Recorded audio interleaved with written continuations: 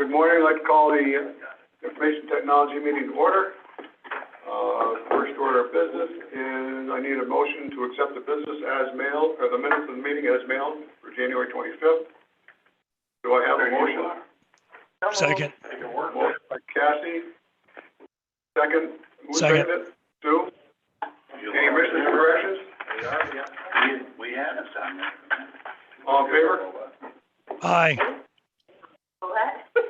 Carried. Thank you. Second order of business is County Attorney Cybersecurity Report. So you should have two reports for this meeting. One is the monthly report and one is the yearly report. I guess we'll start with the yearly report. We'll see we have our ups and downs.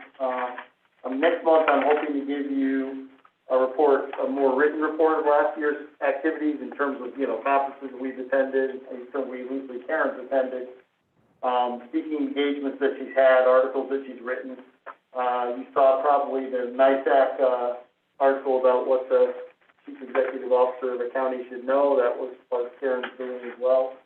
She's also been invited to go again to the national conference this year, and she's hoping that they will give her a scholarship to go do that, because that wasn't programmed into our budget, although I think I'm going to propose to you next year that we program that into our budget, because it's been really useful for her to do. So the year report is, as you can see, 4.6 billion data points in the security report. So we have a lot of traffic going in and out of here. The monthly report, you look on the bottom, we're getting a lot more advisories, vulnerability advisories, and I think Karen is sending out close to one a week to everybody. You should be on the list too, about scams and problems with emails that are coming through. We've had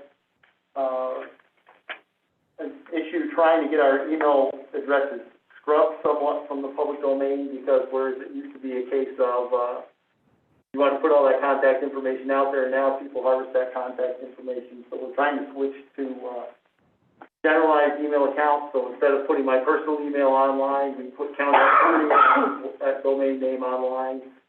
Get one of those to each department, and that's what we're going to publish on our website, publish in the various directories that go out and things like that. So there's a single point coming through there, and it's not easy to then harvest those addresses, because they're fairly easy to engineer once you figure out what the pattern is. So, I mentioned on the bottom of Karen's article there, and also speaking at the legislative conference in Albany for NISAC as well. She's really, quite honestly, being recognized as a national, certainly statewide, if not national, expert in this thing, and we're one of the few counties that has a dedicated person to do this. Those of you that remember far enough back to the Gray Castle, that's the name of the study. Gray Castle. Recommended that we do this, and there was, I think, a little bit of pushback at first, but we went along and did it, and it's probably been one of the smartest things we've ever done, because we're pretty far ahead of the curve. I don't want to toot our horn too much, because I don't want to sound like I'm daring somebody, but we are doing fairly well in this job, and she's a perfect fit. So, unless there are any questions, the statistics are fairly well speaking. So. Any questions? I would also like to give my thanks to Karen for the effort she's put in. She's really done a magnificent job with it. Kept us over the forefront and probably saved us a lot of pain. Some of the attacks we could have gotten, and we, based on our vigilance, have prevented. So. Yeah, it's hard to quantify what didn't happen. That's the problem in my job. That's the problem with Terry's job. A lot of the preventive things, the safety officer, we don't know what didn't happen because of our efforts, but we certainly know when something does happen. So far, doing fairly well, I think. Thanks, Roger. Terry, up to you. Good morning, everybody. Morning, Terry.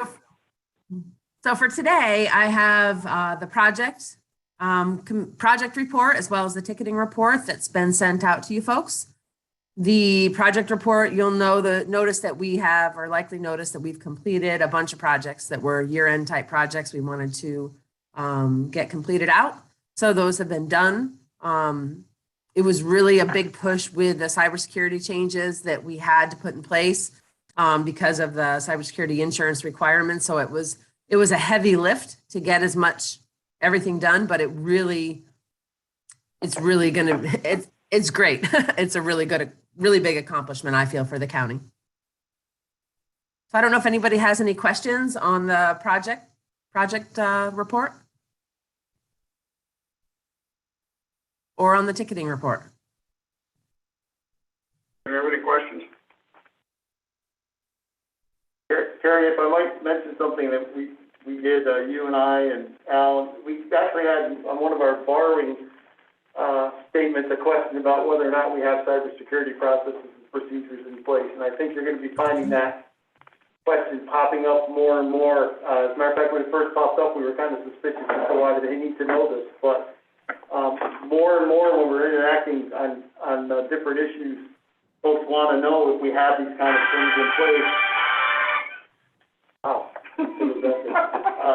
Folks want to know if we have controls in place, and it's folks as far away from the general issue. I don't think it's like some of our lenders and some of our financial advisors want to know if we have these kind of things in place. And the cybersecurity stuff is a heavy lift, but more and more that we're going to have to keep up with that, and that's going to be a question. And fortunately for us, we're able to answer yes, because I think we are so far ahead of the average person that when these questions are being answered, we're able to say, oh yeah, we've already done that.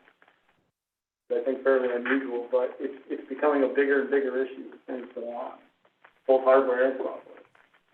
Mm-hmm. I agree, and very expensive issue with ransomware out there, and that's where I think people are really looking at a potential loss. Any other? Terry, looking at it from a town perspective, you've got a lot of open windows into the county from 17 towns, and all of us that are still working and interacting with applications that are county required and state required. Yeah, I don't know about the other towns, but I do know that Salem could benefit from your expertise. So down the road, whether you have a to-do list or something that we could do to help secure the town so that it doesn't make the county more vulnerable, probably wouldn't be a bad idea. If that's possible, maybe it's just Salem that needs something like that. Sure, that actually is an interesting thought that I could actually put together for everybody. Just a little maybe guide of the different areas or topics, that should be looked at and discussed from a town level, well, from any level for that matter. But I certainly could do that, and then we could have some further conversation. I know I have had a conversation with a few different supervisors with regard to the town. I mean, every town's going to be different. Every environment's going to be a little bit different in terms of what solution you put in place for those. But at least that could give you kind of a template of some areas to start thinking about and look at. And then I'd be more than happy to talk to you as you talk to other outside companies about solutions for those topics as well. Would that be helpful? That would be very helpful. I mean, even just like with the county emails, should we have our own town emails? I mean, it's a wonder. So we would appreciate your guidance. Thank you. Okay. Absolutely. Good. Sam? Yes, Terry, I had a question. Excuse me. At our meeting on Friday at our monthly board meeting, the subject was brought up about encryption and that type of stuff regarding the policies on that. Can you touch on that a little bit? I know that Al brought it up. It was something to be doing with the payroll and stuff, but could you educate us a little bit more on where that's going and what it's about? Do you mean encryption around email? Yes. So anything that's sent through email that contains personally identifiable information should be encrypted. The county does have conditional access rules in place that require and will actually detect social security numbers and those type of things, SWIFT codes, bank account numbers inside an email. If somebody doesn't manually encrypt it when it goes out, the system will do it automatically. So that helps to protect our system, protect the county. That certainly would be available to anybody that has Microsoft 365 for a product with the proper licensing and configuration. But everybody in the county, if you're going to send personal information, you do have the ability to send an encrypted email directly. Terry, the conversation on Friday revolved around the purchase for the encrypted piece of the website for public health and the HIPAA. Oh. Yeah, so I apologize. I have not actually listened to the board meeting yet. I haven't had a chance. So the encrypted website is the encrypted website add-on. It's actually an enhanced security platform that will allow us to be able to have secure forms. So for example, any department will be able to use it. So we'll start with public health and then we'll scale it out from there. At least that was my intention, was to offer it up to everybody. But it will allow departments to collect on the website information that contains personal information, such as, say, even personnel applying for a job, anything that's going to contain HIPAA protected information or sensitive information, such as social security numbers, driver's license numbers, anything that could be identified. And then the form that they submit on the website will be encrypted and stored on the web server for only certain people inside the county to access. Does that? I think that's important. I think that's important because a lot of hackers are looking for personal information, and that's where we're most liable for if that gets out. So. Yeah, I think the big issue is that, anybody can submit on a web form information. I could put a web form up today and say, plug all this information in, but really the danger comes in the passing of that information. So as that information is passed, if it's not encrypted, it's going to be passed in clear text, and any hacker could potentially intercept it. So that's the reason for the upgrade. 2.5. Terry, I had a question at the Board of Supervisors meeting. It was not really a question, it's kind of a complaint. Every single email that I receive from the county has a confidentiality stamp on the bottom. Even the emails that are meant for public distribution. My complaint is that it's almost like there's no thought given to that confidentiality stamp.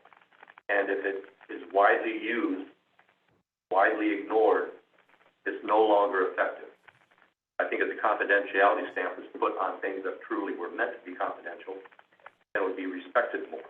But I get it on every single email, and sometimes I ask the person that sends it, can I distribute that for public comment, even though it's meant for public distribution?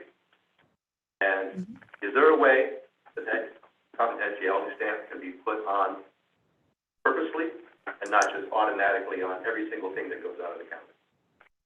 Yeah, so the options are either it goes on automatically, which is how it's set up now, and that was done when we first configured Office 365 in conjunction with the county attorney's office. The decision was made, or it can be put on manually only.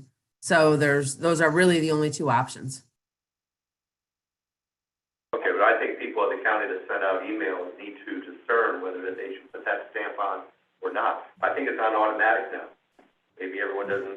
It probably should be off so that it's put on with intent, not just automatic. Okay. So from a technical standpoint, there's no problem with that. I would say I would want the input of Roger and Melissa and others on removing that. I could do whatever you folks would like.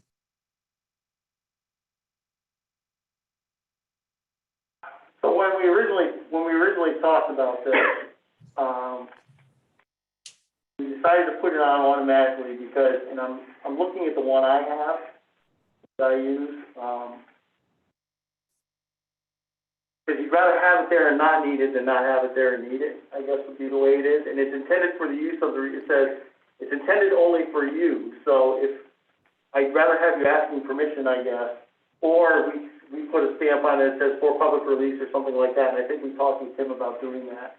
I'd rather do it that way, I think, at this point than turn it off. I do it manually because I'm a little bit more aware of that issue. So sometimes you'll see my emails come out with two of them, I guess, because of the automatic one. And we don't see the automatic one when it goes out. So when I hit send on my email, I don't see that added in there when it goes. It just happens after the fact. So we'd have to undertake, I think, a good-sized training course to make sure people understand what is and what isn't. 99.9% of the things that we send out here shouldn't be shared with anybody else. The things that you folks are getting are probably from Tim Hardy and other folks like that. The cybersecurity reports and things like that are probably the only things that shouldn't have that on it. So, I guess I'd like to override that by saying this is suitable for public release or something like that. So then, as the intended recipient can see, yes, it's okay for public release, and I can release it. Because you could misspell a name and send it off to somebody completely, not in the chain, and then that person could do what they wanted with it. And there is some legal protection there. So I think it's a good thought, but it's, again, an all or nothing thing, and we decided all was better than nothing in the beginning, but certainly something we can talk about. I think It's going to be a problem. if you look at most companies today, they have similar language going on all their emails. Attorney's office is even more strict, but most companies, especially larger companies, already have that on there, and it's pretty much the same language as we use. I don't think that we are using anything different than other companies. Maybe worded differently, but they still have the same confidentiality in there, even though it may not be. So it's something we can think about, whether or not we want to put on an email consciously the stuff that is innocent and can be released. So that would be a better, in my opinion, better approach than just putting nothing on there and missing something that should have been marked potentially confidential. I think I'd rather have a public release stamp and a Zoom stamp in terms of, something that you have to consciously put on public release. I agree with Mr. Haas that, hey, can we meet for lunch next Thursday is probably not a state secret. But can we meet for lunch next Thursday to discuss negotiating the contract where the county's position is, whatever it could be. So, again, and the choice was all or nothing, we chose, it's easier to back off from all and have this discussion now than having this discussion where, maybe we should turn it on. So if you want to continue down that road, I'd be happy to do that, but we'd have to have some serious awareness of, hitting that button, and it would almost have to be, I don't know if we can even do this on the program, but do you want it, prompt you to say, do you want to add the confidentiality statement before you send it? So you didn't have to even remember. Yeah. And I would have some concerns with that, because I think it would be forgotten more than it was remembered. And I would just hate to open ourselves up to lawsuits. Well, if it was so in other words, if you had to do it, if you had to remember yourself, that's one thing. Yeah. If it prompted you, when you hit send, say, does this need to be confidential? And then you had to pick, you could say, no, it doesn't, or yes, it does. But it's easy to just go, type, send, and then, oh, shoot, I probably should have put a stamp on that, but now it's... Unfortunately, what we consider confidential or should be, sometimes you tell us otherwise.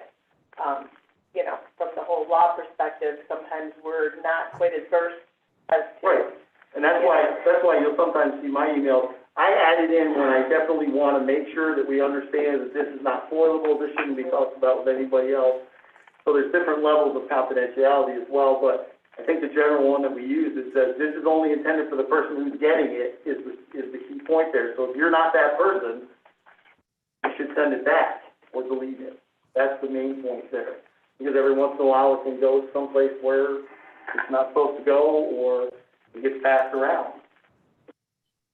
The forward button. The forward button is the second most dangerous button after the reply all button. You might be able to answer this. When you receive an email that's been sent out to all the supervisors or whoever, if you forward that, have you forwarded everybody's email address to that person? Depends or on just the information? It depends on how it's sent. So in other words, if it's sent to a block of people, yes. And correct me if I'm wrong, in the to line, then you oftentimes are forwarding everybody else's email when you hit forward. If it's sent to you and everybody's blind copy, then oftentimes you're not sending that entire list of people. What's blind copy? That's BCC, you see. Oh, that's the CC? Right, you see CC, and then you see BCC on an email. So let's see. BCC. I have one open here. That's a dangerous button. Because you're seeing that it's sent to you, but you're not realizing that it's sent to all the other supervisors as well. Because they're blind. Well, to me, that would be a concern, forwarding an email. But I understand what Dana's saying. somehow, you're saying, I don't forward this email, but at the same token, you want to be able to say, but you can share this information. And that's what Dana wants to know, right? With that being down there, you don't know for sure whether you can share the information. Perfect example, and Roger's right. Most of it is from Tim Party. It's public safety things. Right. But recently I got an email from the Board of Elections saying that they are low on inspectors and they're looking for people. And, can I put the word out? Confidential. What the hell? And because no thought was given about confidential. They're requesting that we put the information out, but it's confidential. And I look at that and I say, this is, silly. And I didn't realize what Roger said, that they don't see the automatic confidential stamp. But I think in my town, if I send something out that I want to be confidential, I say, please keep this confidential. It takes me 5 seconds to type those words. I don't need to go to a humongous training course and everybody to do that. And so my concern is if I get an email that is meant for the word to go out, I then have to ignore the confidential stamp. And I think that is bad rule that you become accustomed to ignoring a confidential stamp. I think confidentiality is meant for something to be confidential. Is it so that all the addresses are confidential? Well, then you get into muddy waters there. So I think that if we come up with something that says, the cognizant thing is putting a stamp on, so this is releasable information. Yeah, I guess I'd have to talk with Terry about what the capabilities of the program that we have are. So if we could ask for an automatic prompt, and do you want to add the in other words, now it just goes. Like I said to you, I don't see it. When I hit send, it goes out on everything. If when I hit send, it says you need this to be confidential, and then it could add the stamp, maybe that's the way to do it. Perfect. I don't know if the software is capable of that. That's a question I think we have to ask. We have to ask of our IT. So the other side of it, hold on a second, Matt. The other side of it is now people may be sending out information that should be marked confidential that's not. Well, that's what I'm afraid. They don't know. If it doesn't prompt you, I'm afraid that that's what will happen.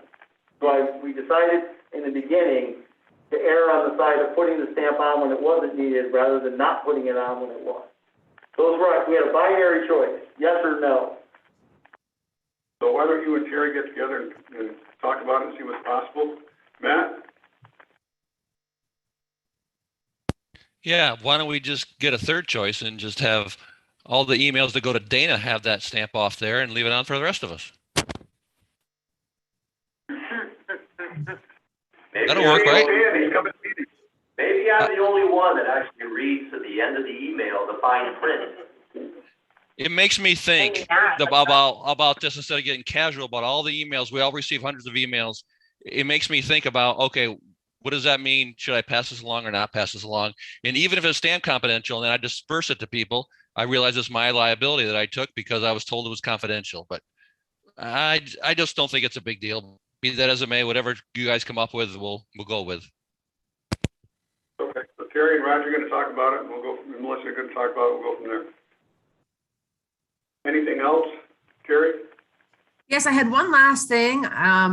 We will have some more particular numbers over the next week or so. I actually spoke with Al this morning. We have 2 purchases that will need to be rolled from 21 to 22. The PO process gave us some grief, and so they just didn't get cut in time. So they're already ordered, and most of them are here. So they were ordered in January, but we didn't make the December cutoff date for the POs. So we have 2 purchases that we'll want to look to roll forward. And then I think maybe the bigger conversation will be around the reserve fund. We don't have all the numbers ironed out as far as where we're going to land for the year. I don't think we're going to have much left over, if anything at all. But if we do, I believe the conversation last year was that the reserve fund request, like anything that was left from the previous year to roll into the reserve, would have to come back each year rather than just automatically rolling. So that would be something else I'd like to talk about. So I guess I would request that we could move it to finance pending the final numbers, and Brian, Al, and I will get together to sort out all the final numbers, hopefully next week. So we'll have all the resolutions and everything ready for finance. So can I have a motion to forward this to finance, please? Sue, second by Cassie. And Daryl, any further discussion? All in favor? Aye. Carrie? Anything else, Carrie? Thank you. No, I'm all set. Sam Thank had you. his quick hand up. Yeah, I just had one question on the encryption again. So the departments that already like feeds straight through to the state, because there are state programs like DMV, DSS, probation, those types. Is that encryption part of the state system and it's initiated when we send the key out, you know, we send the message out, or how is that information protected? Not sure what you mean. Do you mean by email or do you mean by like the encrypted forms on the website that we were The talking encrypted forms are on the website. Now, if you go in to renew your license, you come in to fill out a form for assistance, or probation has to file some forms on you that go in directly to the state. Gotcha. How is that part of the state system? Do you have responsibility for that, or is that ours? Yes, that's part of the state system. So if you go on like renew your driver's license or anything like that, that's all part of the state system. Okay. We do have links on our website that do go to other systems to collect information in. So the encrypted forms and the enhanced security packages, which actually has a lot more features to it than just the encrypted forms, will only apply to the county collecting public information. Got it. Thank you. Okay, Dan? Yeah, I just wanted to let the board know that the town of Easton is starting on their IT project.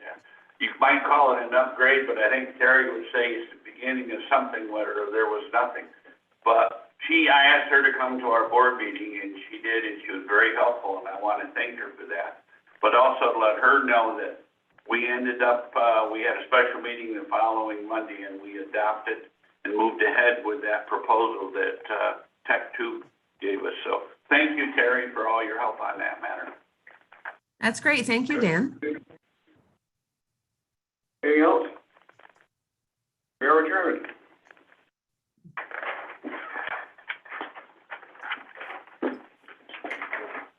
No, I didn't bring it today. I had it.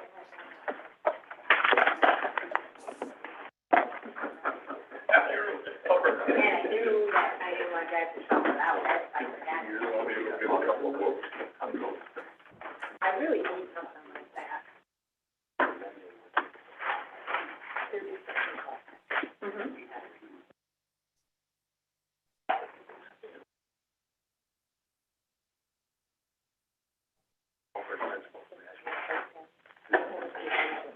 Wow. Interesting. Yeah. Yeah, that's, I mean, I can bring you the data to it. Otherwise,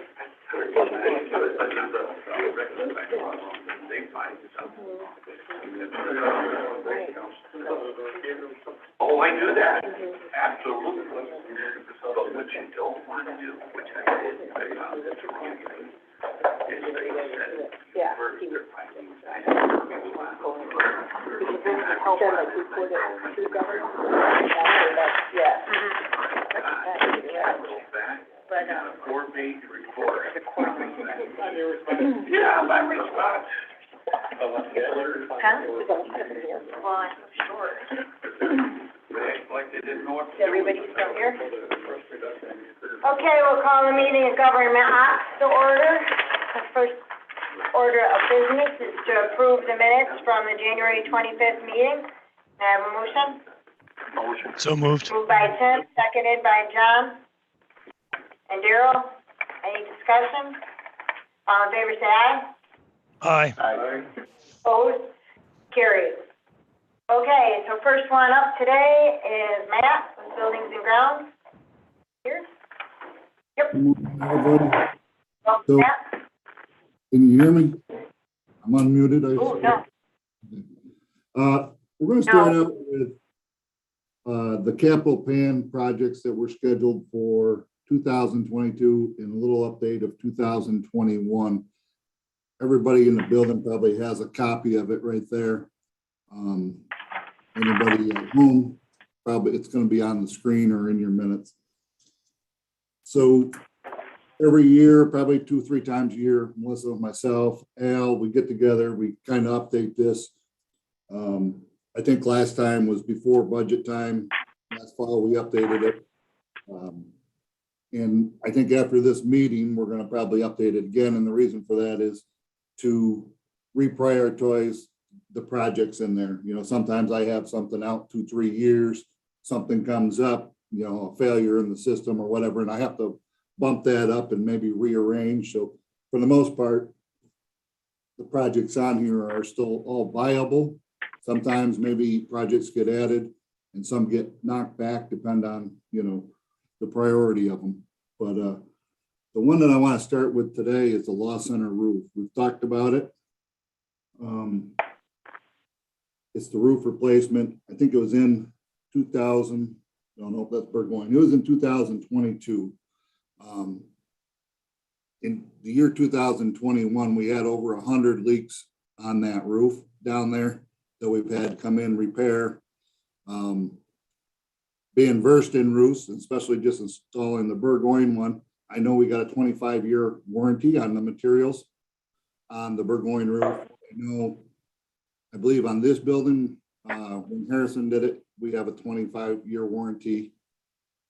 So the jail roof being just under 20 years, or just over 20 years, I did some digging into the warranty stuff and found that we purchased a product to put on the roof that had a 5-year warranty at the time.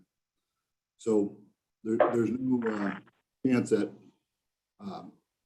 any warranty work being done on the roof for just over 20 years. So I'd like to start discussing going forward with that project. The first step would be to engineer it. The engineering proposal is $119,000, which I think on the plan we had 120, and the estimated cost to repair that roof in 2021, 2022 is close to $2.2 million. Now it's something that needs to be done. It's not, you're really on a want list. It's something, it's on a need list. So for today, I'd like to move forward to finance to see if I could get approved the engineering of the project, which is $119,000. I'll leave that open. Moved by Dave, Second. seconded by Daryl and Tim. Any other discussion? All in favor, say aye. Aye. Opposed? Carried. Okay. The second priority, I must skip down because it was in 2024, and that's the fire system in the main building here. It's to say the least, it's very outdated. It's been in my mind since we've been here to have to do it. We had an issue here, I think a week or two ago, where we had to empty the building because of malfunction in it. We were lucky to get it to stop, but we're running on technology. And I think if you guys remember the old, like Apple Macintosh computers from 1990, that runs our whole system. The last time it went down, the fire system, I think we were able to find something to run our fire system on eBay. Right now, you know, a quick search, you can't even find one. So no, it doesn't mean what it's a safety thing. If we go down, we may not have a fire system in the building, which is against code. Right now, if a smoke alarm fails, we do kind of know. I think what we do know is what building the smoke alarm failed in. And then we go on a wire hunt and we try to locate the one that failed, you know, amongst hundreds of them. So it takes a lot of labor to do that. The new systems today, you know, right on my computer, I would know immediately, room B106, there was a failure in that smoke alarm. Now it might not empty, it's a trouble alarm. So it may not empty the building, but there's trouble with that particular head. Also, when we're doing service, we can shut down areas so we don't empty the building with sheetrock dust or something to that effect. So that's a project that I'd like to move up to 2022. It's not anything I'm looking for today. I just want to move it up there and bring it forward today. That is something I want to look into. I don't really know how much it would cost to do this building. I know when I did Burgoyne campus fire system, it was less than, you know, what I expected. I think today's technology makes things a little easier. You're running on, you know, Cat 6 wire instead of running old Romex all over to do this. So that's just a project I want to move up to 2022 and at least, start getting the estimates on costs on it so I could bring it back next month. If there's not any, support in doing this sort of thing, I mean, I don't want to waste my time or, any engineer's time or any companies, starting to get proposals on it. So I guess I'm just show support to move forward with that. Dana? Your previous comment about the jail roof and this fire protection system, it's not fire protection, smoke detection, heat detection, right? Is any of this money budgeted in the 2022 budget? We're saying, we approved $120,000 for engineering, looking at a $2.2 million roof. Do we have money to pay for this? Has it already been set in the budget? This money isn't per se budgeted. This money is in the capital plan, which you talked about at budget time. Now I'm going to bring Al probably in. This is his living document. He kind of is a tracker of this and how it's funded and what's funded and what we've already approved. Like I think if you look at the form, the main complex system fire upgrade, it looked like my estimate at the time was 110,000. It looks like, through the ARP monies that 103 or 104,000 was set aside for it.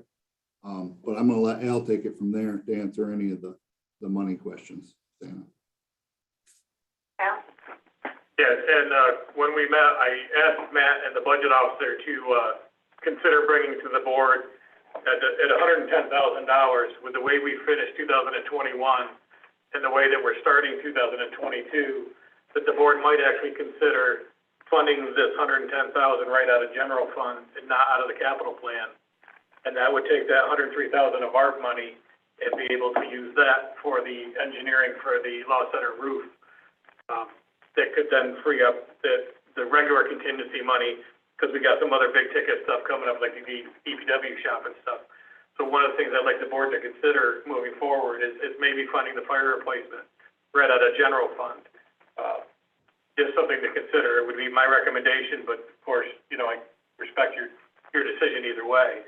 But it's something that the general fund could support and free up money in the capital plan for some of the bigger projects, if that was your desire. Matt? I just want to point out that 110 for the fire system, that really is a broad stroke estimate. I need to do a little research. Yeah, or it could be high, it could be low. I mean, it is one thing that the fire system, I'm not super, up to date on the cost of them. And the last one I had was a couple of years ago at Burgoyne. So I don't really have much to go off. And in this industry right now, the way things are fluxing up and down, I would, in the next month, try to dial that number in. So you had a better number before we did anything with money moving it around. Daryl? Matt, I guess you haven't gone to design on this or gotten any proposals. So even if you wanted to go this year, I mean, you still got a lot of work to do to get that information back. So I guess what you're asking is to move forward with trying to get that information. If that's what you're asking from the committee, then I'll make that motion. I just want to make sure, in the past, there's been times where, I'll go through getting the proposals and everything, and then it's a project that we're not even willing to consider. But I just bring it up basically the thought of it now, because it is down farther on the list. I don't want to bring it to next committee meeting and have somebody say, well, you said that was in 2024 that we needed to do that. What changed? So I'm just telling everybody right now what changed, and I'd like to move it up. And you're 100% right, Daryl. If I start a project right now that needs engineering and everything, usually you're looking at the following year to actually carry out the project. And as you can see by the 2021 projects, like the rooftop units, the consolidation study, those are both well underway, but they're going to finish this year in 2022. It takes time when you have to do that sort of stuff. Dana Hale? Al, where is the 2.2 million for the Law Center roof? Is that already in a capital project, or do we just have a lump sum of money in capital projects that we don't yet know what to spend it on? So when the 5-year plan was put together, the 2.2 million was anticipated to be borrowed. All right, so we don't have. We're in a little bit of a different financial position, so we'll be, as we get closer to actually doing the roof, we'll have to have a conversation about whether we want to borrow for it or not.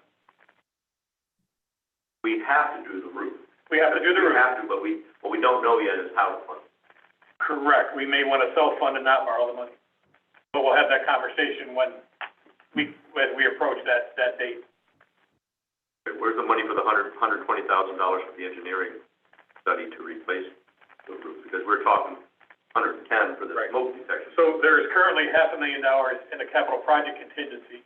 We are going to tap that. But what I'm saying is if you reallocate the fire suppression money to directly out of general fund, you could redirect that $103,000 to the engineering and leave that $500,000 in contingency for future projects.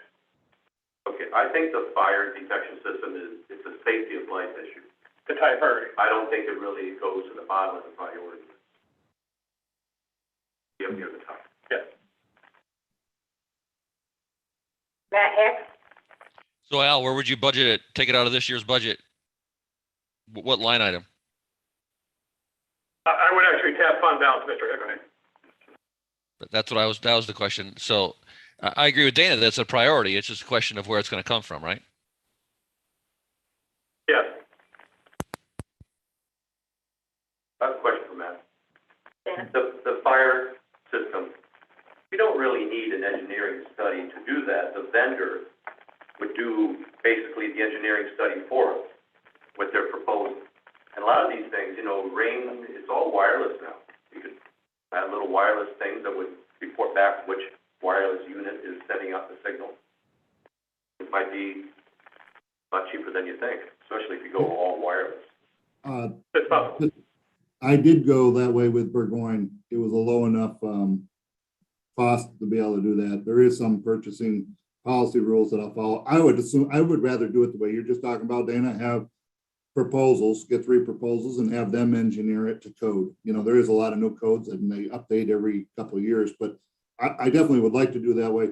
Sometimes there's a catch over a certain dollar amount where you've got to separate the engineering and the construction. You can't build and engineer the same. And it's the same as our construction buildings. There's state purchasing laws. Like I can't just hire, a building company to do the engineering in the building of a DPW building. You have to kind of separate them. And I don't know what all the levels are. So, you can ask me, but I just don't know. And usually once we get to that point, I ask purchasing and they start giving me what I need to do. Well, the law roof, you have to have an engineering study because that's the spec that goes out to the bid. Yeah. But for a smoke detection system, it might not be that complicated. I'm not going to disagree with you, Dana. That's the stuff that I got to find out this month. If we can do, the actual engineering and construction of a system in one proposal. And if it is, I'm all for doing that. That takes one step out, and I'm all for trying to streamline stuff and make it less. Madam Chair, I'd like to make a motion to allow Matt to move this project, prioritize it and move it, get it to the point where we can have an estimate on what the cost would be. Do we need a motion, Debbie, or just a show better support? Okay. Do I have a second? Second. Motion by Darrell, second by Tim. Any further discussion? Yes. Dana Haas? If we have a motion, we should set a date by when we want the information by. Open-ended, right? Matt, how long do you think it would take it? I would hope by next month I could have it, but give me 2 months just in case, because sometimes I'm at the, will of other contractors and people, so. All right, so the motion should say that Matt needs to report back by 60 days. Was that in your original motion, Darrell, 60 days? Yes, ma'am. Okay. Any other discussion? All in favor, say aye. Aye. Opposed? carried. Okay, Matt? The third thing that isn't in the capital plan, but it's something we should consider. Again, I'm not looking at even really a motion for support or anything at this point, but it is something I'm going to be looking into is the lighting control system.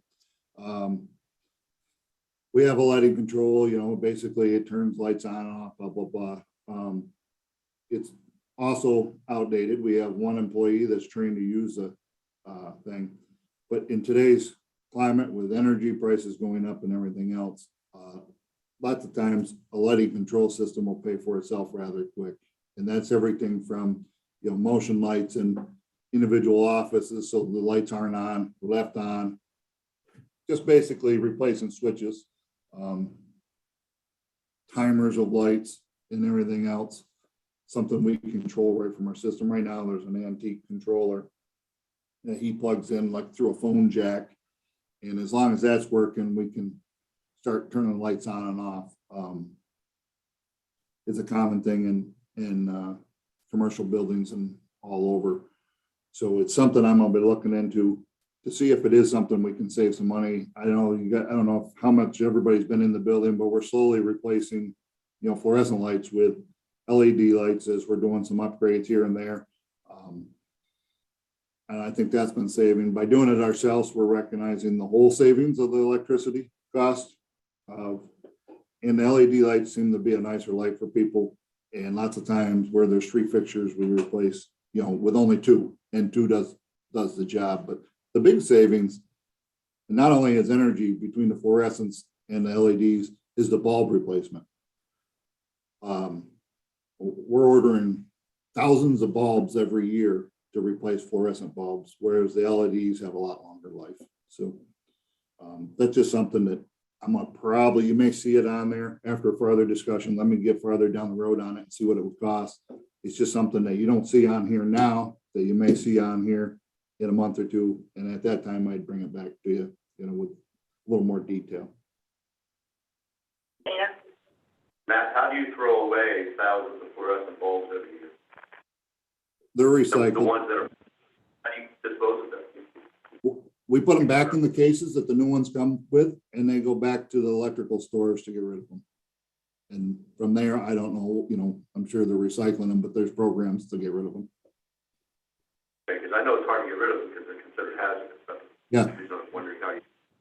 Yeah, they're not going on a dumpster. We're returning them. I mean, obviously a broken one or something to that effect, you know, gets swept up and goes in the garbage. But for the most part, go back in the cases, and then there's a return thing right at the vendors. My concern was that is there a cost for us to get rid of them? No, not right now. Thank you.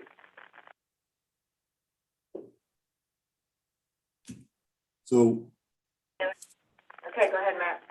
I think those are the 3 things that I wanted to touch on. I know we just put that capital plan out there. If there's any discussion, questions on any of the lines right now, feel free to start asking them where we're at. I know me and Al and Melissa, we're gonna sit down again and just kind of update this, put them in the correct years, and then we can represent it. But if there's any input, anything that you're looking at or any questions, I think now's a good time to discuss it, or any government ops meeting for sure. But I was just gonna throw that out there.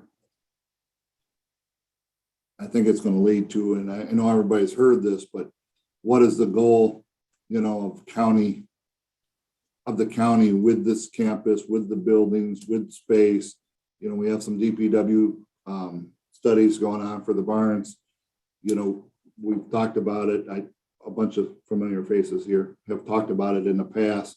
How do we want to go about coming up with a clear goal, or goal, and I shouldn't say goal because it's not set in stone, but something to help me do my job. Like if what we're going to do with this campus, you know, we have a couple buildings that we've talked about in the last few years. We have the Velmet, which we emptied out, pretty much it's down there, ready to be demolished, but demolished for what? What's the goals with, you know, the Olive Street house that everybody took a tour with? what's the campus goal and how do we get to that? Because it helps make decisions now on stuff down the road. Does anybody have any input on that?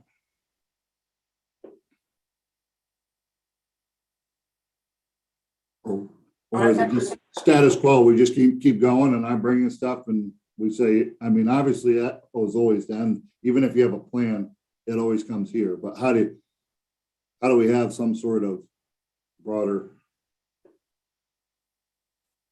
Yeah, so in those discussions, we all, thought it would be in possibly our best interest to have some supervisors included in those conversations so that it wasn't just 3 or 4 of us coming up with a plan that you may or may not support. So I was talking to Chairwoman Feather before the meeting to see if there possibly would be interest in whether or not you wanted to have a subcommittee or some kind of work group, or if it's something you just want us to bring to this committee, we can do that as well. But I'm thinking we may be a little more productive if we could have a smaller group kind of work on these capital projects and plans. I think that's a great idea because you get input and supervise, you may not anticipate what comes up before, so you can solve some of those issues, be prepared for some of those questions before it comes up there.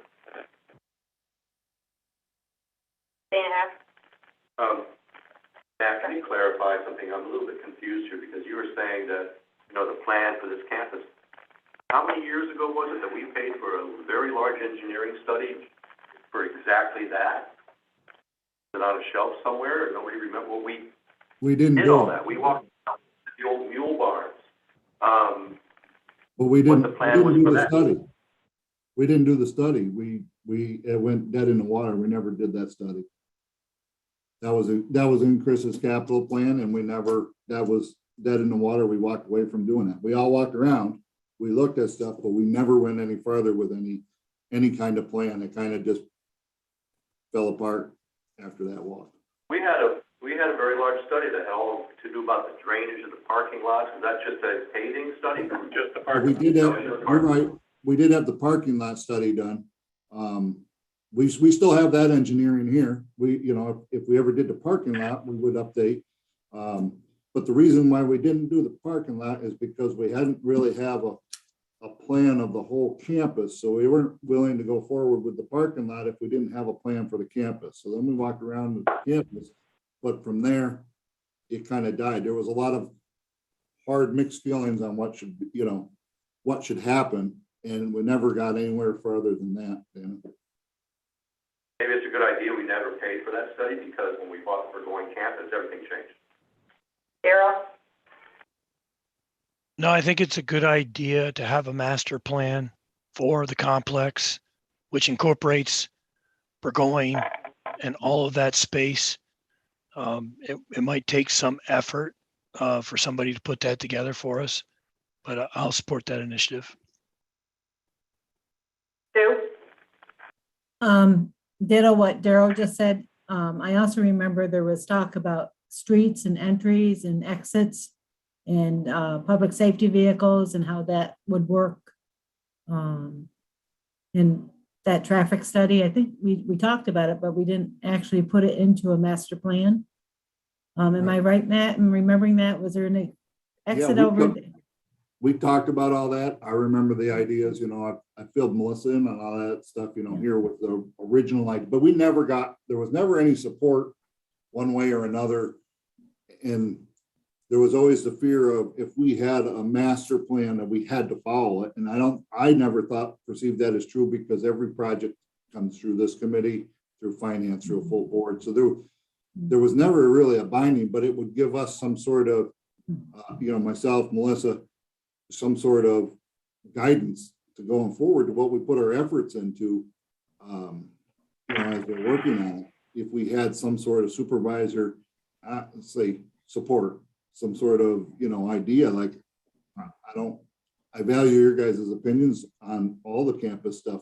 That's where, good ideas come from, is having a group that will work on it and throw out different ideas. That's where the best ideas come from. John Rizal? I'm willing to be on that committee and work with you, Matt. But if we walk through everything, are we still gonna have to pay for a big study on this? Or will that be more or less in the house?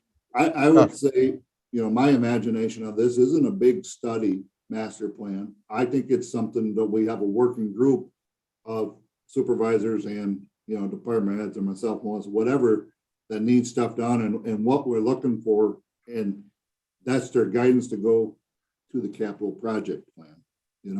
I don't think we need $100,000 master plan because we're not quite there yet, but we do need support. And I need like your ideas, John. I need people's ideas, because that's what we need.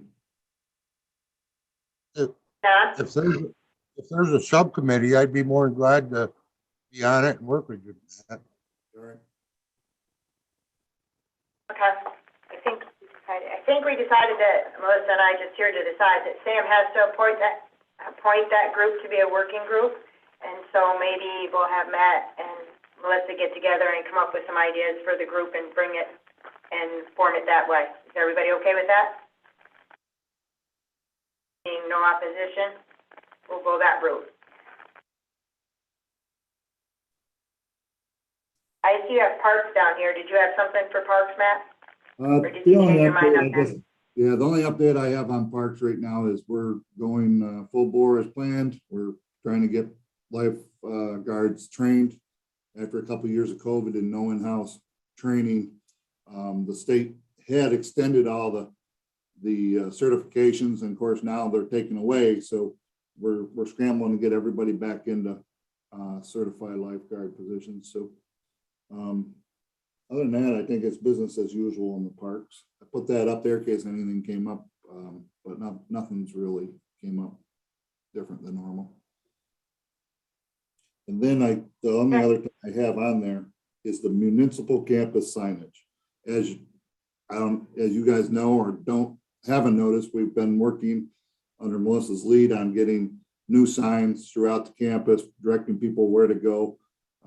I went for a walk with Melissa and the DPW sign guy the other day, and we've identified signs that need to go because they're old and they are just more confusing than anything. And we've identified where we need some signage. But one of the things that I wanted to bring up is we're looking to do the sign out front, the brick and slate sign that's out kind of by the road that's kind of aged and kind of falling apart. DPW has proved to make some beautiful signs. Myself and Melissa have looked at them. We'd like to replace that with a sign from DPW. So everything would be done in-house, work with DPW, and my guys would, make some sort of nice display out there that identified the building as Washington County Municipal Campus. I just wanted to make sure, because sometimes there's people are attached to things, and I don't want anybody attached to that sign out there. And why did you get rid of it? That was the best thing that's ever happened to the county. I think we just bring it here first. Do you want the sign, Dan? I know you like all the old stuff. My favorite spy. Melissa, wanted to thank Matt Jones and the DPW superintendent, because we have been working together for a few months now. One of my, things that came to my attention very soon after becoming county administrator was when you walk the campus, there's no directions, no signs telling you where to go. So people are constantly stopped asking how to get over to the sheriff's office or the jail or get to DMV. We just don't have signage, and I think we all just get so used to coming on campus all the time that we don't really see the need. But when you start really looking around, we aren't very well marked. The signs that we had in front of buildings A, B, and C were very outdated and kind of falling apart. So we learned that by using our resources in DPW, they're capable of making some really nice signs. Those brown signs that you've seen outside of DMV is a great example. They've done a really nice job, and if we could kind of use those resources, reduce the cost in putting those signs up. And yeah, the one out front, as nice as it probably was when it was first put in with the slate and the bricks are falling apart. When you drive by, you really can't even read that it says Washington County Municipal Center. So that is something that we would like to replace, and DPW has suggested making a sign for that, along with like a little border thing to maybe put flowers in. We're looking to put something similar by the entrance, by the lights when you come onto the campus, off Schuyler Street or Route 4, so that you can actually see that it's Washington County Municipal Center, because it's not marked. So yeah, Matt, thought it would be a good idea to bring it to committee today just to see if there was support, and especially replacing the sign out there in case someone was really partial to it or had emotional connections to it. We didn't want to replace it without your approval. Can have a brick when we take it apart. Yeah. Okay. Dave?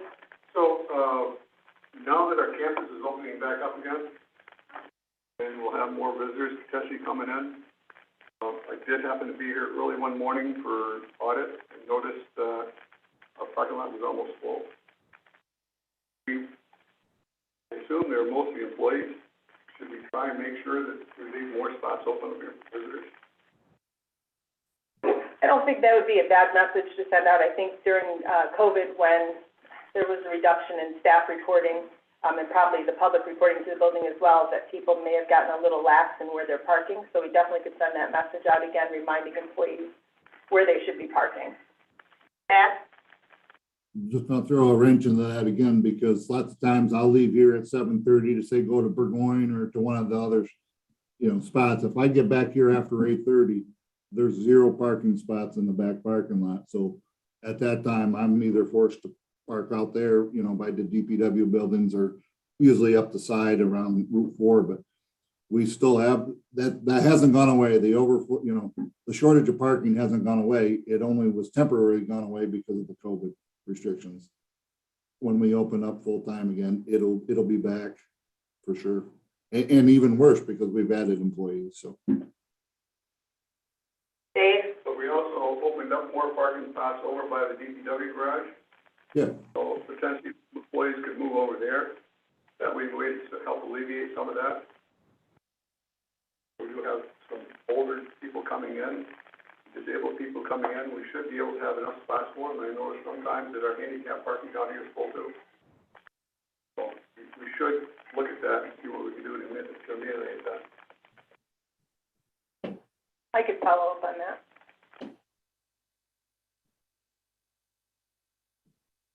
Okay. Dan? Yeah, this is totally different subject, and you might have reported it, and maybe it doesn't belong here, maybe it belongs at Public Works. Was it not approved by a committee for you to enter negotiations to try to purchase a piece of property for the Middle Falls Highway Barn? Yes. And was there a report back on that? Was it successful? So right now, Roger reached out to the, proposed seller's lawyer, and we just got permission. I'm getting a couple quotes together to have it surveyed, our property surveyed, and the piece that we're looking for. So we're in the process of that. I don't have a proposal in front of me, so I think you'll probably see it at the next government ops meeting, Dan. Okay, that's fine. I just didn't know if I missed it. No. Thank you. And just a reminder, we will be having a special government ops right before the DPW meeting next week, I believe it is, to present the Fort Ann DPW consolidation study. So it's done. It's sitting on my desk. We've had that small working group with Sam and Fort Ann and our DPW and myself, Melissa, and we've gone through the report with the engineers, and we're ready to present it then. So hopefully we get everybody, on board at that, just to watch that presentation. It will be Zoom too. I think they're going to Zoom. The engineers are. So, and then they'll be presenting to Sam's board the following week or 2 weeks later. I forget the date right off the top of my head.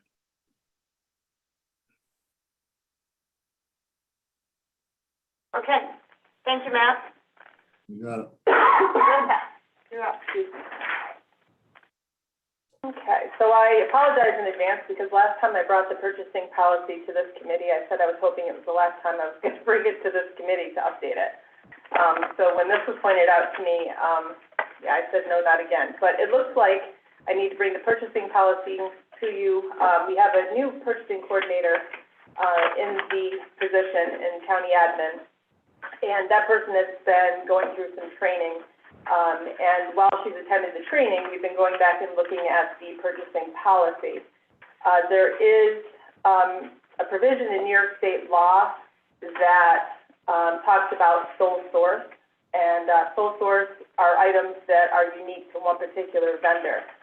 The county's purchasing policy currently covers sole source purchases, but does not include a cost threshold that would require board approval over a certain dollar amount.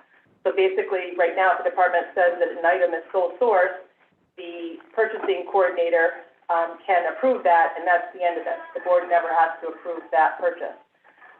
We would like to, and I would recommend having the board approve those purchases over $50,000. So I would like the addition to the purchasing policy to read that a threshold for sole source purchases above which committee approval and board authorization by resolution would be required, proposing that this threshold match the current threshold for the bid awards, which is the $50,000. Hopefully this will be the last time I bring this policy to you. Dave O'Brien? Moved by Dave O'Brien. Is there a second? Darrell Wilson? Any further discussion? Dan? Yeah, 50,000 seems like a large number for sole source.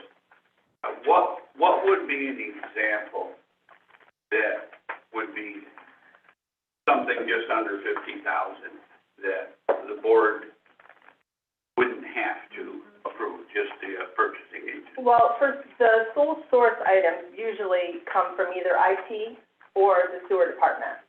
Those are usually the only departments that have that sole source apply.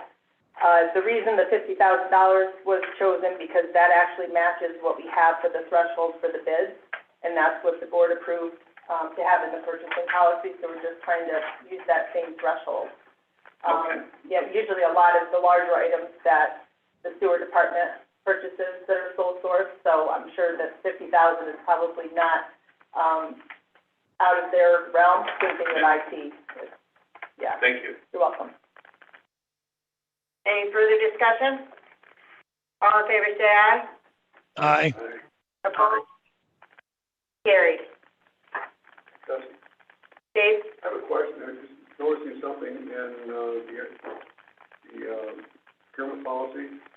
It's professional services. You were asking for RFPs, and realistically, don't we look for the professional qualification versus a proposal?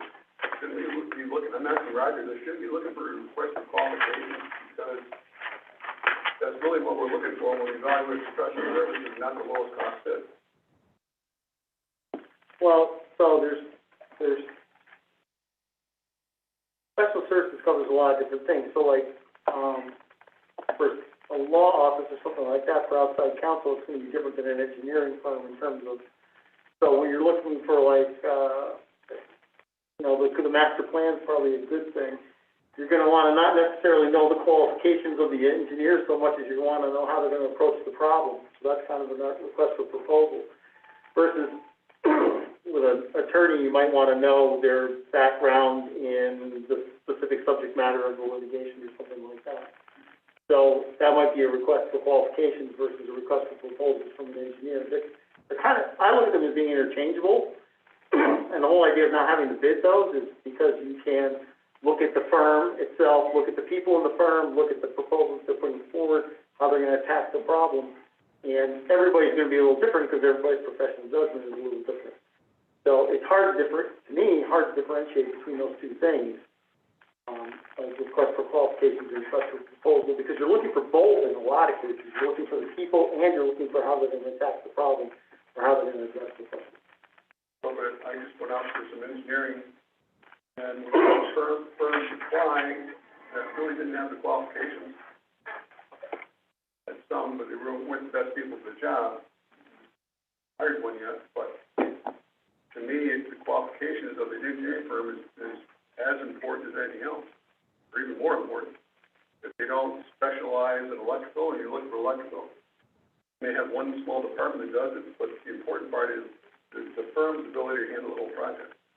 but you would put that in your request, whatever you're requesting in plan. I want to know about your, not only your plan, but your qualifications for executing the plan. So, when we built, Pleasant Valley, the wing on Pleasant Valley, we hired a construction management company, and, they did a great job on that wing. And then when we went to build the jail, we hired the same company, and we thought we were going to get the same construction manager who worked so well in the Pleasant Valley, and it turned out we got a different person. The project didn't work so well.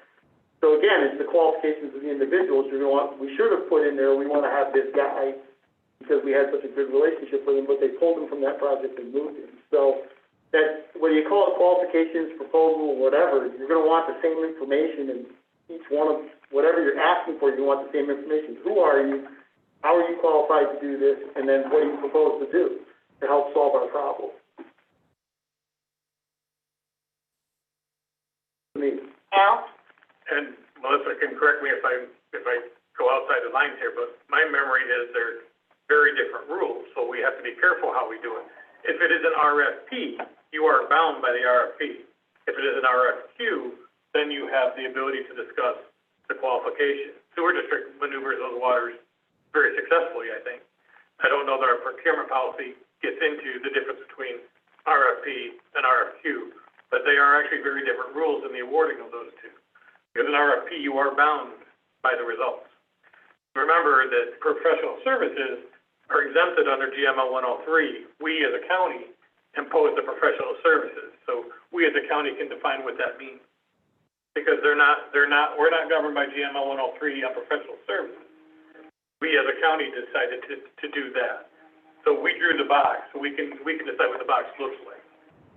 And a lot of times those RFPs that come back, we do it with the health insurance broker. We did one wasn't that long ago, I guess. But we really look at the services that they provide, and sometimes it's not the person that actually gives out the lowest quote because it is based on the services that they provide. It's not necessarily the lowest bidder. If also Roger's judgment, should we consider requesting RFQ or RFP based on the circumstances?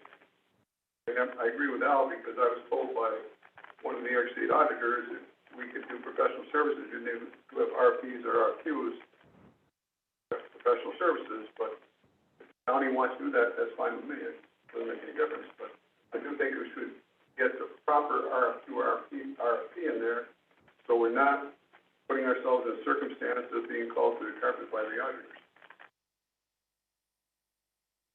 And as Al said, that's a box you designed, so if you want to redesign your box, go ahead. It's not really a legal issue so much as it's the process, nomenclature and process that you decide to do. Al? And I think as long as Melissa and her team have the support of the board to work with the department head to do what is best for the situation, then just trust the people you have in those jobs to do the job. I don't know that you need to go in and amend all kinds of rules and everything like that. I think that Melissa, knowing that you support RFPs and RFQs and when they're appropriate to be used, if she has your support to do that, she'll do that successfully. And I think I believe I can say that's currently what's happening now. I feel that it is. Yeah. Well, should we modify the language in procurement policy so we'd have to go back again to say either RFP or RFQ, and then on the direction of the administrator?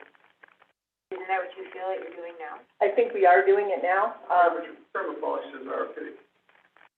So you're saying there's no reference to RFQs at all? I did not see any reference to RFQs in there. Go back and look at it. I just looked at it. It says RFPs. Well, Melissa's dying to bring the policy I'd love to bring it one back more to you. time. But I'm not going to apologize next time if you're actually telling me. Dave said we had to. Okay. I can repeat that. It's never done, Melissa. I see this. Find a new policy statement. I would like to, yes, I will after this.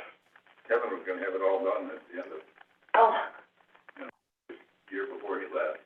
He was gonna have that all cleaned up. that's 10 years ago. Yeah, something like that. Have anything else, Melissa? No, I'm good. Thank you. Okay, well, I guess all we have left then is the other that got booted to committee on Friday. So the conversation came up on Zoom meetings versus in-person meetings. Some of the proposals that were floated by me were, there's still several supervisors that are very much in support of having the Zoom meetings. It's easier to access, the attendance improves. And so I guess the one idea that's floated to the top was maybe for the main board meeting of the month, for now, we make sure we have as an in-person meeting, and we continue to have committee meetings available as Zoom option until we're so allowed not to. Did that make sense to everybody? Dave? It makes sense, because I think we get participation from people who are not on the committees by Zoom, who maybe run their own business, their farm, and can't get on a Zoom meeting to attend and know what's going on for the board member. I would also consider that once that's off, I don't know if we can do Zoom meetings. We could do Zoom meetings for committee members because they can't vote, unless Debbie advertises their location. If you're doing it at home, you have to open public meeting of visitors.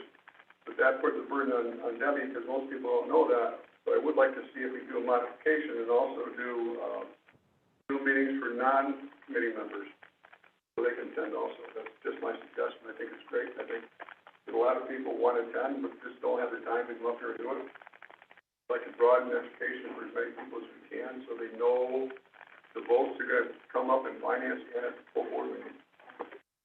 Oh, and my downhill slide continues as I have to agree with Dave. Anybody else have any comments? Dan? Well, I've voiced my opinion. I think you get better participation and more involvement, actually, if you don't have Zoom and require everybody to attend if they want to find out. I know it's contrary to what Dave is saying, and I respect Dave's opinion, but I don't agree with it. So I agree that the old way was better than the new way. Sam? Yeah, this question is for Roger. Roger, back when all this madness started, about halfway through it, with the pandemic, the committee there that reviews the open meetings law, didn't they start some initiative or whatever to start legislation to make the Zoom a part of the permanent acceptable manner? I know there was some talk about changing it so that the person didn't have to do it from their home. They didn't have to, open up their home to everybody, as long as they could identify where they were and they could be seen. Right.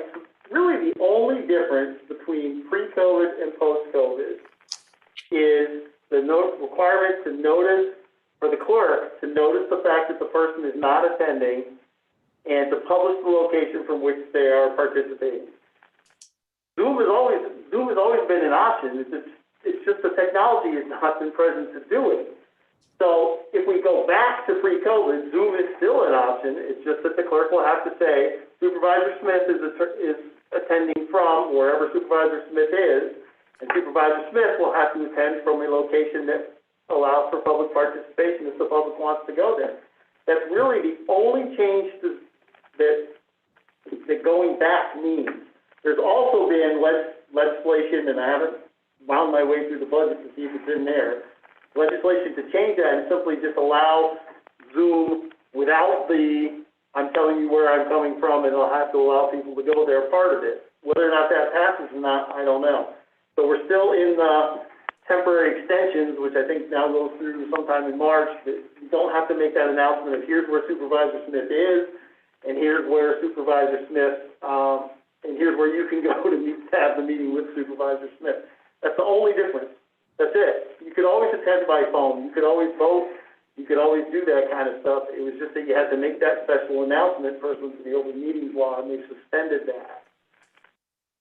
So how it's going to look when it eventually comes through, I think you'll probably see an elimination of that requirement, because with the technology now, people are able to see things from wherever they are. And then the third issue we haven't talked about is remember, we're doing two things here. We're participating on Zoom with the membership, but we're also live streaming the meetings as well, which could continue whether you have Zoom or not, so that more people could at least see the meetings that aren't, those folks aren't participating in them now. they're just watching them. So there's a simultaneous thing going on here.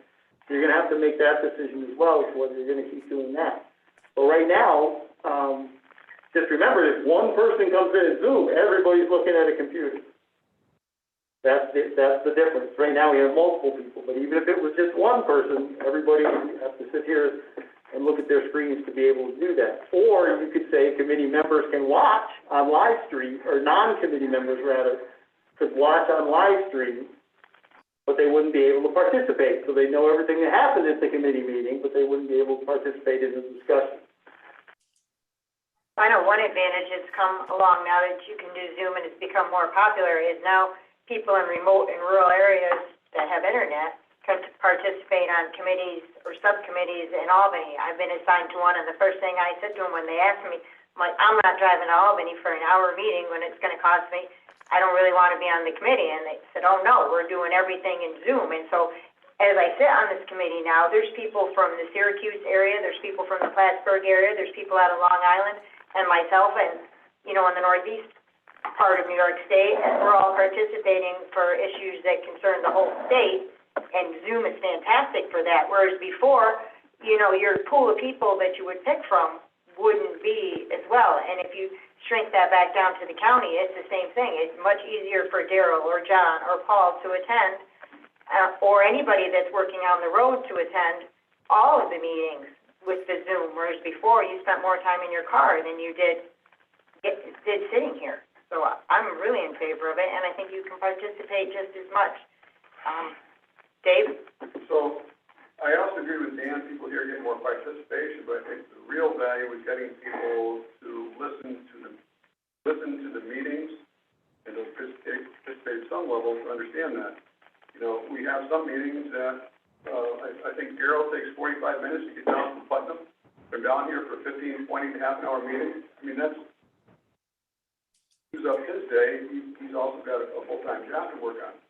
So I think we have to figure out a way to accommodate those people also. I would like, if it was something that went forward, I think you could see a lot more participation of the public in general to run for supervisor or take more participation. I hear people now that say they watch it on YouTube that never, ever commented on anything in the past. So in that aspect, I believe the technology has been beneficial. It's eliminated some of the, you know, when the public only gets what the press is saying. It's nice for them to be able to see what actually happened. 3.5? I think if the legislature allows participation and voting through Zoom, we should continue. I mean, this is the 21st century. Come on. I also think the desire, Dan often says that, you know, we need to meet in person on committees. There's more information that's shared that way. Pat Hicks tells me that a lot. I think the ultimate goal is to get back into the small meeting room, without all these plastic barriers we have around us, and also be able to have that on the YouTube channel. Warren County did it long before COVID ever came around. You can see Warren County meetings on their YouTube channel. I think we should continue that, so that people maybe a few days later want to watch it or live stream it. Hey, missed your call, sorry. Do into that other room, maybe two No, cameras. we're still babbling. I think that's Matt down on the beach. But I think the goal is to get back to the small room. I would like to see Zoom still continue and YouTube channel continue in the small room. Dan? Yeah, is it possible that the departments attend the meetings directly rather than this way? I have a very hard time hearing people. Like Matt, I got maybe a third of what he said all morning long. I kind of read between the lines, and I was hesitant to even ask questions because I wasn't sure what he was saying. But if they're here, I think they ought to attend the committee meetings rather than do it from their office. Melissa, I can suggest that. I know in speaking with Matt this morning, he had said he didn't know if he was going to come here or do it from his office. I think one of the problems is we're back to the whole setup of this room. You know, they feel a little uncomfortable talking to the back of your head, the way the podium is in the back right now with that computer in order to be seen on Zoom. or on YouTube, it's hard because they can't direct you. So maybe we need to discuss that a little bit more. But yes, I see your problem with, you can't always tell what they're saying. It's very, I come up here because I can hear better Yeah. in here, but I hear terrible anything coming over the computer. I mean, it just doesn't work for me. Matt Jones? I'll just give you my department head. I would rather do it in person. I'd rather look at all of you right in that, stand up front than sit here. It's easier, when you're presenting to control a room, to look at everybody. You're looking at a screen with 16 boxes. You're constantly trying to figure out who's talking. Melissa, I think with some of the committee meetings, the department has actually come to the front of the room. Right. And stand at the front. And I think, can't we have a laptop at the front of the room, Debbie? We have before, right? And then we get ready to I go to think when that. the rates were high, it was like add one more person up there. It was easier, if you had a high transmission rate, that they were best in the back of the room rather than more of you up there.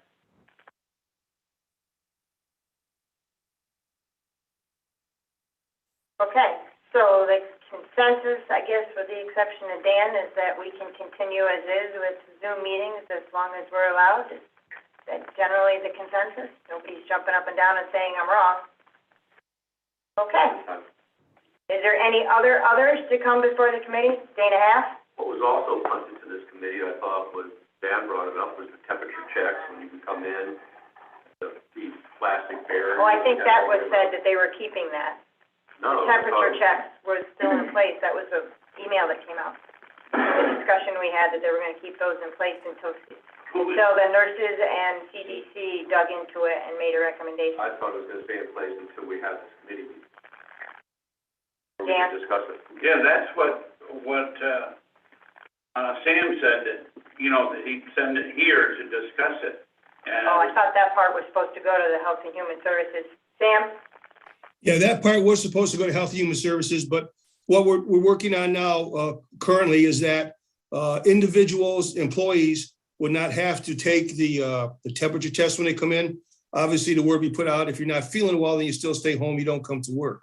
However, for accountability purposes, it would be that people that were coming in from the outside would still take the temperature and would still have to record them in case there was a spread or whatever the case may be, would be able to know who had been here for notification purposes. I'm not clear on this point. Are we saying that this is a policy? Because the other policy that was adopted, we removed it, so we have no policies. Now, are we adopting a policy to do what Sam just said, or how is this, how are we moving forward? How are we governing this, and who's making the decisions on it? It used to be the board made decisions. Well, What's happening? Dan, we listened to the guidance that was coming out of public health and the CDC guidance and the public health guidance as to what we normally would do in this situation. So the temperature checks is one thing. But the actual, go to any other building that's a state or a federal building, and normally just a registration for individuals who are going to be coming into the building. So you know who's in the building and where they're at, in case of emergencies, in case of fire, whatever the case may be. So that portion of it, can become a policy. This is not a policy. All we were looking to do at the time being was to still stay within the CDC guidance and reduce what we can reduce on it, on the back of the employees. And then we can make whatever policy you want to make. I think we were, for the whole discussion on the health aspect of it and that type of it was all going to Health and Human Services. Not saying I don't want to discuss it in committee, but you don't have your public health director, you don't have, as Sue will identify, the people, the nurses and whatnot that would have the knowledge on this are not sitting in this committee. So I'm not saying I don't want to discuss it. It would just probably be better off tomorrow.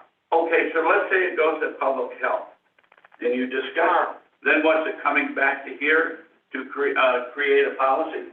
Or are we now allowing some other committee to set policy? And does the policy go to the full board, whatever we adopt? Because we're just starting to set rules here by random and make more by fear than by practicality, I guess. And being an old-time supervisor, I don't like the way this is going. I mean, if we're gonna have a policy, it's discussed in government ops and adopted and approved. When we had that, when we originally started this process, we rescinded that policy. We gotta move forward with another policy, not say, well, this is the way it used to be and we're gonna keep going. New York State Public Health doesn't say to do it. So we're doing it on our own. We aren't doing it. And I don't wanna do it out of fear. No, Whatever we do, I Dan. want it practical. Dan, so Mr. Supervisor Hankey brought up a very good point on last Friday, that we need to stick with the process. And the process would be, within this case, that portion of it would be coming through Health and Human Services. We did the portion here on the Zoom because that wasn't involved in healthcare. So tomorrow that would be discussed at Human Services. And then that's the policy in the place that it should be, or the program in the place it should be, if we're going to stay within the way we've done business in the past. And then what, after it's discussed, I'm on public health tomorrow. What's gonna happen after it's discussed? It'll be up to the committees like it is on anything else. They either make the decision or they refer it to the whole board or to finance. No different than any other procedure we would do. Dave? So policy is not only set by government apps, it's also set by personnel, it's also set by other departments. I don't remember where policies that were done in here ever had, as government apps, ever had to go to the full board. I think that policies were set by government apps. No smoking. No smoking was, Didn't that go to the full board? it was a little bit different. No, isn't, you're saying people aren't allowed in here unless they pass a temperature check. That's what you're saying. You're banning people from coming into this county building without a temperature check. That's policy. Okay, Sue Clary's had her hand up several times, so we're gonna go to Sue next. Thanks, Chairwoman. I think, talking about the open meeting law and government ops, last Friday we did with being able to come in the building without masks. It's going to take time to look at different departments and see what's happening there and how to go back to, I hate saying normal, but back to where we want to be. You look at appointments in buildings, no visitation in the correctional facility. There are things happening that have been put in place because of COVID, and it's going to take us a while to pull back from that. And there's a number of different things. So to go through like public safety, to go through human services, I think it's important to have the discussion on which way we're going to go, because we're different now than we were March of 2020. So what legally can we do? What do we want our county to look like? I think those discussions are going to happen, and they're starting to happen, and that's a good thing. So, as far as the temperature checks, I will see what we can discuss tomorrow at Human Services with their expertise. So then we can go from there. Probably also public safety. It'll come up there. So. 3.5. I think if a policy affects the county, campus, and municipality, building, et cetera, it must go through the board of supervisors. You remember the discussion I had with the chairman of the board where, I was opposed to a lot of appointments just by the chairman, and it was discussed about, do they serve at the pleasure of the chairman or the county? And Roger said if they serve at the pleasure of the county, we all have to vote on it at the board of supervisors. Same rationale for policy. If somebody wants to have a policy in their department for a couple of workers about, who fills the coffee pot, that's different. But if it affects the whole county, it has to come to the board of supervisors meeting. And Sam mentioned something about You know, we have to have a temperature checks and sign in for contact tracing. We don't even do contact tracing. You don't need to take someone's temperature for them to sign in. You don't have to do that. You go to a lot of different state buildings and stuff, you don't sign in. You go to the help desk and you ask them, where can I find so-and-so? You don't sign in. I'm opposed to people having to sign in, be accounted for, and I'm opposed to the temperature check. I'm opposed to all these barriers, and I think we should get rid of all of them. That's my motion. Larry? I made a motion. Oh, Dana made a motion. Is there a second? We have to do that first, Dave. We have to have a second for discussion. Second. Tim Fisher seconded. Sue, for discussion. Last time I went hiking up to Merck Forest Foundation, I had to sign in, Dana. You know, just because of people knowing where you are, who's involved, who's in the buildings.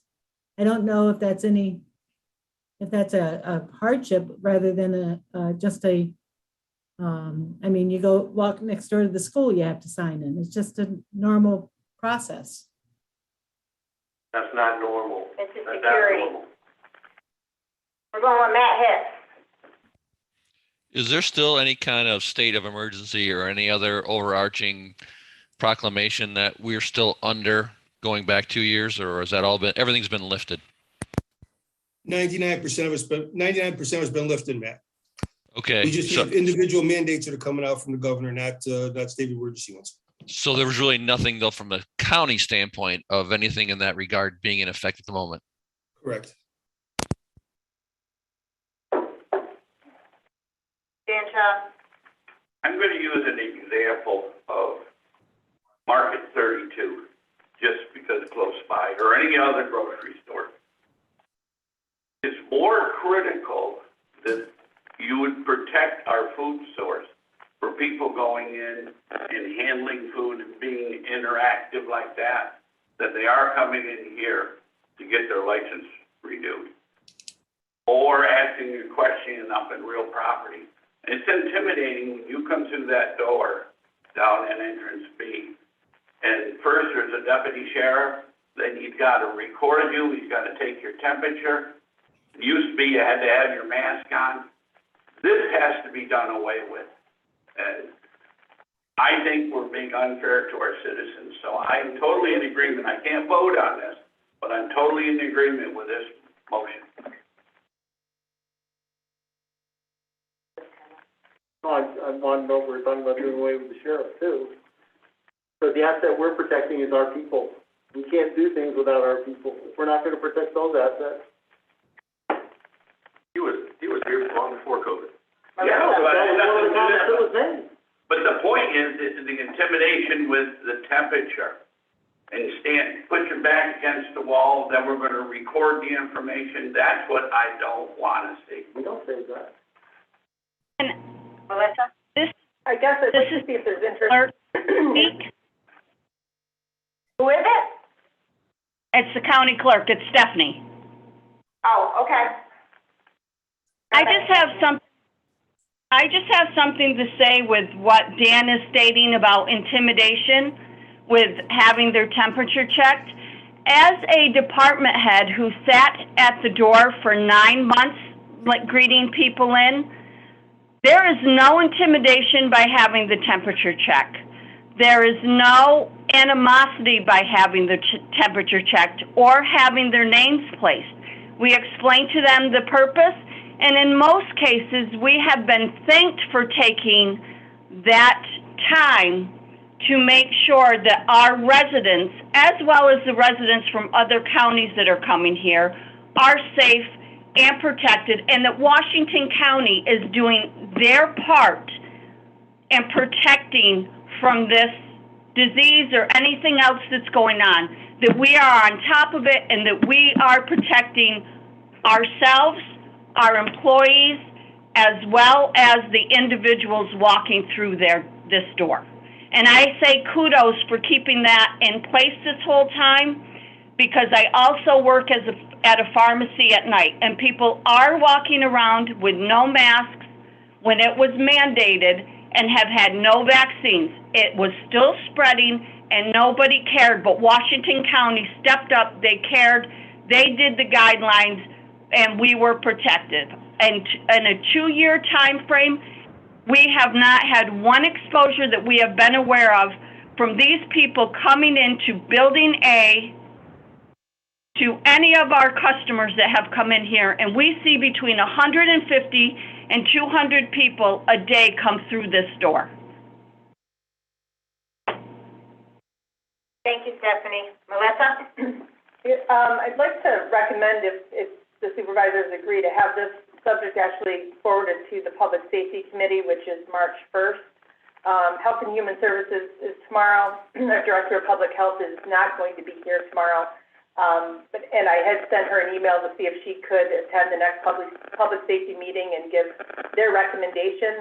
But I think the temperature checks and being at the doors maybe is very related to public safety, and maybe we could go that direction, if you're in agreement. Works for me. Dana? I agree, but I disagree with the county clerk. She wants to make temporary measures kind of permanent. I'm against that. You need to get over this. You need to go back to normal. DMV will stay by appointment only, indefinitely. And yeah, I can tell you, when I stand in front of that camera downstairs, I'm a little intimidated, because I even asked the deputy today, I said, does this do any facial recognition or capture my photo? He said, no, it's just a temperature thing. But it's the camera looking right at me, you know, and what people think in their mind, they don't necessarily speak out loud to whoever's at the door. Sue, are you okay with that going to public safety? I actually think that's the place it should be. And it gives them time to, so yes. The answer is yes. Okay, thank you. Okay. Dave? One question. Stephanie?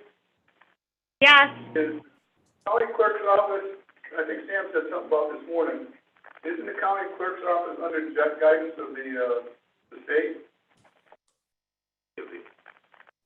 I can barely hear you, sorry. Yeah, you don't lean forward, Dave, it's hard to hear you. I said, Stephanie, I think Sam said this morning, isn't the county clerk sort of following some of the guidance from the state? Yes, we are. And actually, we get to set our, a lot of times we are setting our own guidelines as elected officials. But majority of ours, we're still going by the 6-foot ruling with the CDC and the state. And that's why I support the temperatures and checking people in and so forth. John Roselle? Have we had any people turned away because of their temperatures? Or have we had No, any not in the, nope. We don't know about the other one. We only know about DMV. Right.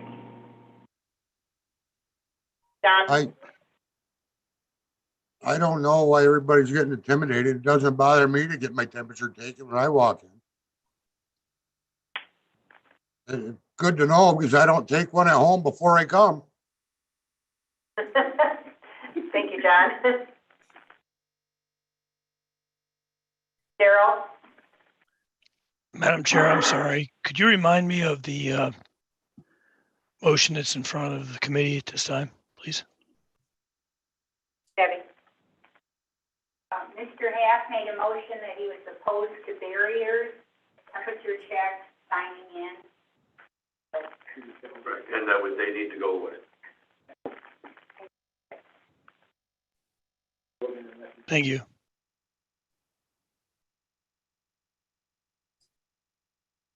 Mr. Hogan has submitted a chat. This is an important topic, not suited for other. Please leave to public safety for discussion when we can prepare accordingly. And I agree with Dana. Hogan? This is a tricky one. So, currently on the floor, we will be voting whether to remove all of this would be a yes vote. A no vote would leave the option to move it to public safety for discussion. Correct?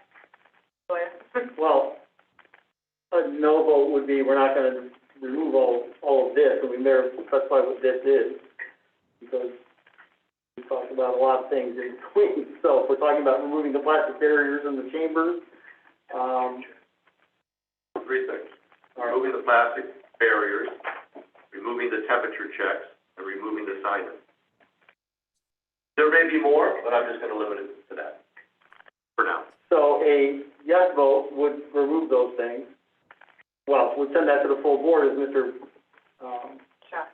Shaw has said. A no vote would mean we're back to the status quo, and if you want to discuss it further in another committee, it can be placed on the agenda by that committee chair and discussed. Roger, can I, did this full board vote to implement these things? I don't think so, so I don't think the full board needs to. Am I correct? Dave? I'd like to amend the motion to say that we forward this to public safety. Our recommendation to remove these barriers or these three items. If you vote no, you can do that also. Right, Right. right. Any other discussion? Any questions by the committee members on what you're voting on? Okay, all in favor of removing those three things, say aye. We have a roll call. Dana would like a roll call vote. Dana Hatt would like a roll call vote.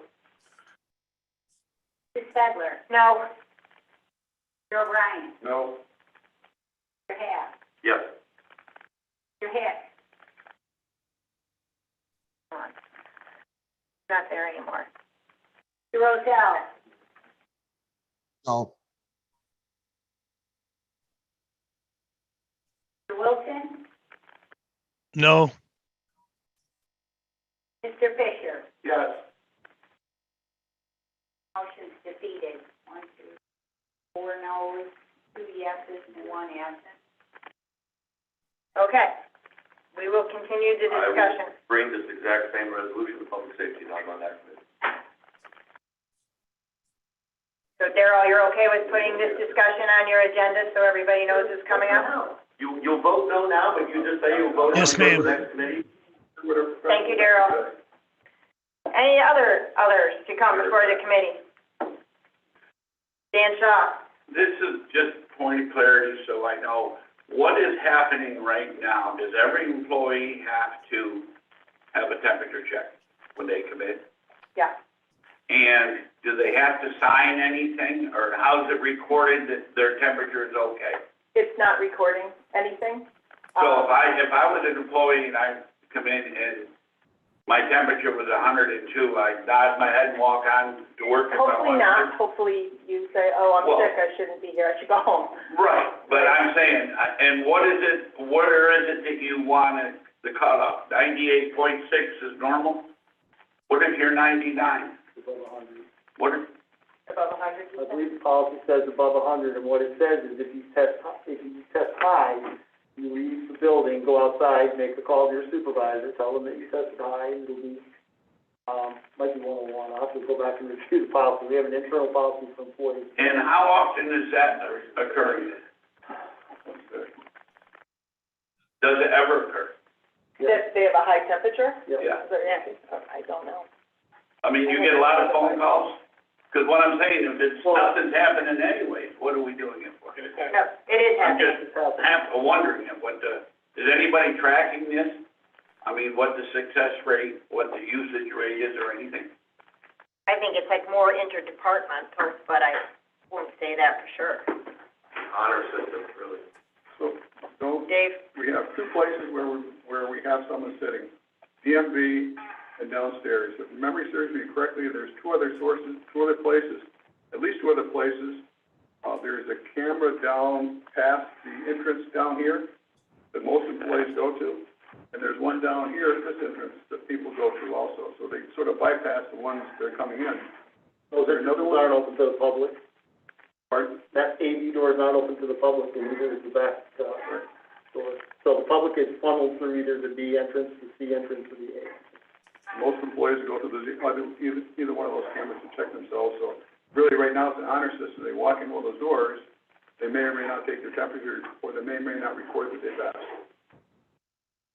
Correct. The cutoff is 100.4.